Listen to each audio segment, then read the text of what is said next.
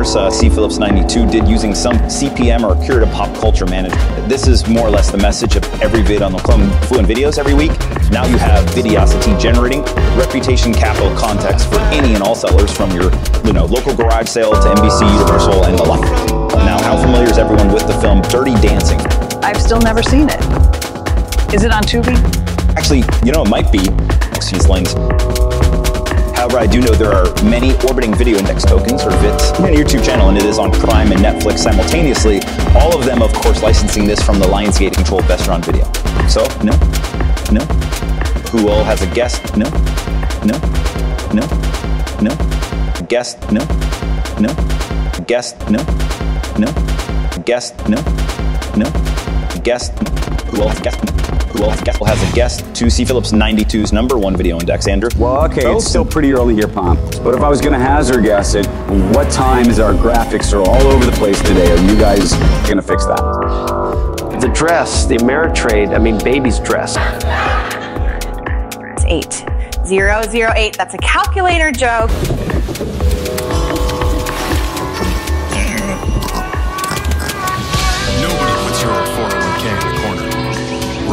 To a TD Ameritrade IRA with lots of investment choices.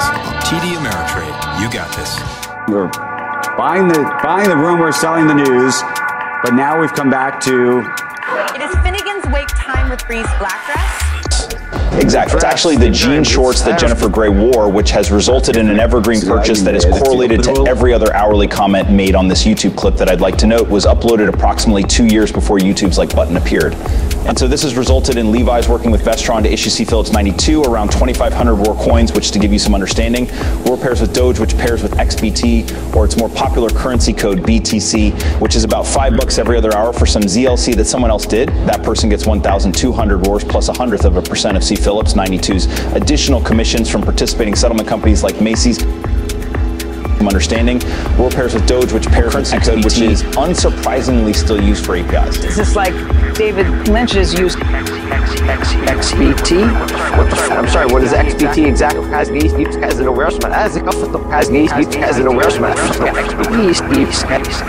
the fuck is that? I'm sorry, what is XBT exactly? David Lynch's use of 10 or X as some sort of new level or number of completion. I remember seeing David Lynch on that Zip Davis channel. There was Dvorak on that show. And he had a phone with an X on it. I believe Leo Laporte hosted it. What were you going to say, Joe? I can tell you. I'm not going to say. Back to the question at hand, Videosity reported that it was babies cut off Levi's jean shorts that sell even now, a pair an hour, like some kind of transactional waterfall in a vaporwave shopping mall. ITM. And just to be clear, this is a different usage of X, not like that behind-the-scenes scene on the ZT A-Box with Laura Dern. This is XBT, and it's the application programmable interface currency code for Bitcoin. Software seems to have a problem solving things that are invisible. Is that what Pomp just said? Because I agree with that. Is that what this thing does, Curiosity? Indeed. Video Curiosity, is that what it stands for?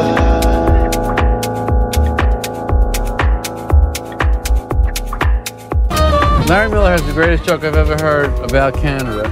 He says, you go to Canada, it's like as if aliens had captured you, brought you back to their planet, and rebuilt what they thought was Earth, but they could only see it through telescopes. And you would get out, they would release you, and you would walk into this, what seemed like America, and you go, oh, great, I'm home. And then you would slowly realize that something is terribly wrong. You'd go, Blue Dot gasoline? The Ford Commander? What are these things? This is not my home. I'm not home. I'm impressed that you appreciate the humor of that as a Canadian. You really have a lot to accomplish. There's no shot that Meta, TikTok, YouTube, Google are not going to be yelling and screaming about this. X will have this. This is too big. It's happened. Who's the best at it so far? TikTok. And it's not. Tell us the name of an influencer or two that you think have made a ton of money from this. Again, mango gummies, private label mango gummies from Walgreens, the ocean spray thing that was well covered. I'm telling you. We have to go, but I have to make a point. Please. Which is that one of the what do you call postmortems on the election? Yes. Was that the Trump administration understood TikTok in a way that Biden, the Trump campaign in a way that Biden didn't. And I think what you're talking about now is investors need to understand it. The battleground on social will impact every single stock on the market.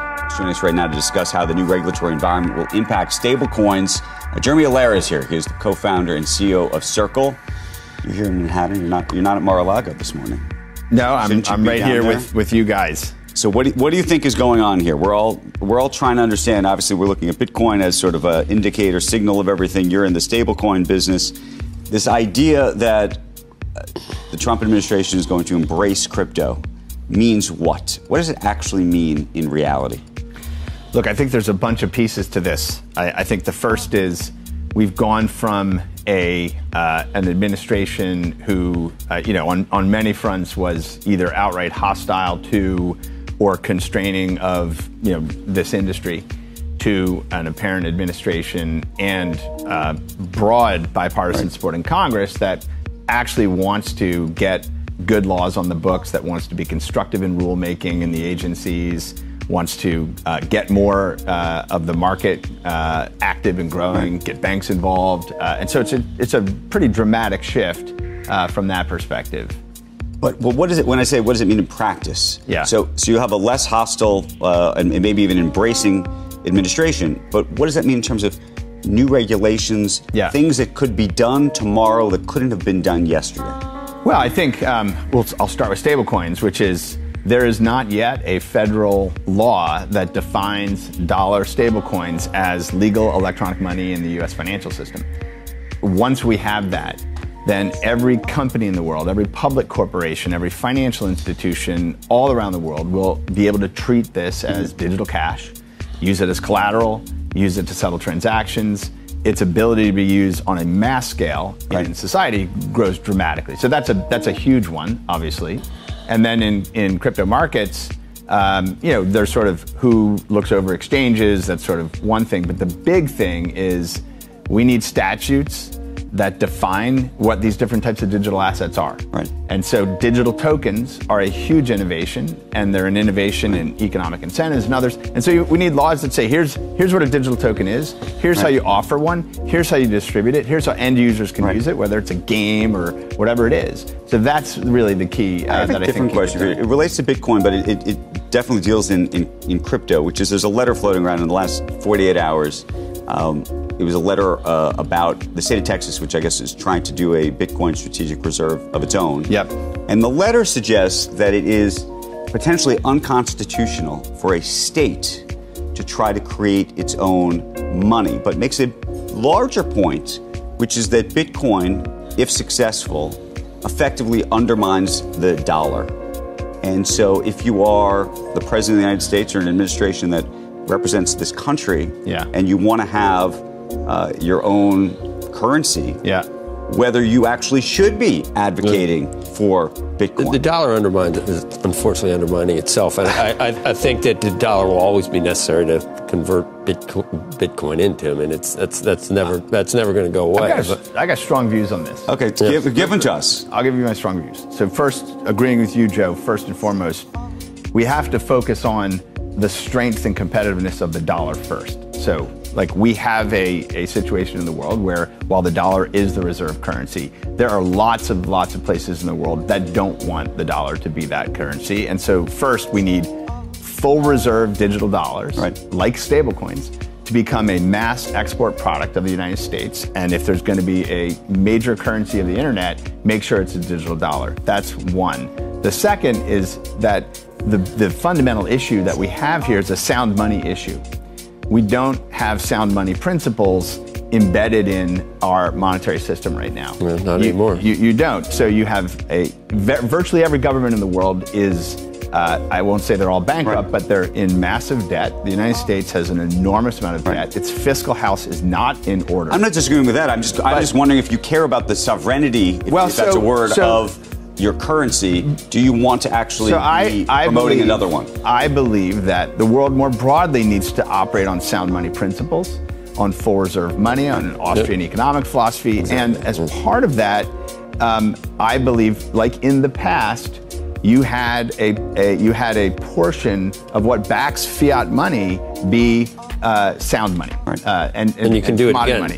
You can absolutely do it again. But Jimmy, I had a different question. So you don't want to use Bitcoin because you don't want to buy a pizza that is worth $1 billion 10 years from now. Because in Bitcoin, since it's 21 million, as it continues to be produced, and we go through the halving, sooner or later we Great get store value, not a good medium. Right, but how big does the eventual market cap get of Bitcoin? And can it get to a point where you can say it's basically going to stay here in terms of value? What would it be, $1 million? I don't know what you think it would be. Then it could be used as currency because it wouldn't be fluctuating as much. So yeah, I've always taken a very long view on this. What's the terminal value of Bitcoin, taking into account 21 million? Well, can be. If you look at kind of M1, M2 aggregates, and you sort of say, and then you take gold or other things in addition, that's like $120 trillion of value. And what does that deserve? What could Bitcoin? So I think the question to me would be, if there's a reduction in the number of fiat currencies in the world, and more fiat currencies also have some component that is reserved against, a digital gold type of instrument. Yeah. That monetary base could be quite dramatically higher. And then, can you just give me a number? I haven't done the math, but because if it's $1 million, you wouldn't want to use it if it's going to $2 million. Let me ask you a different question. So you don't have. He's not going to give us a number. I'm not going to give it.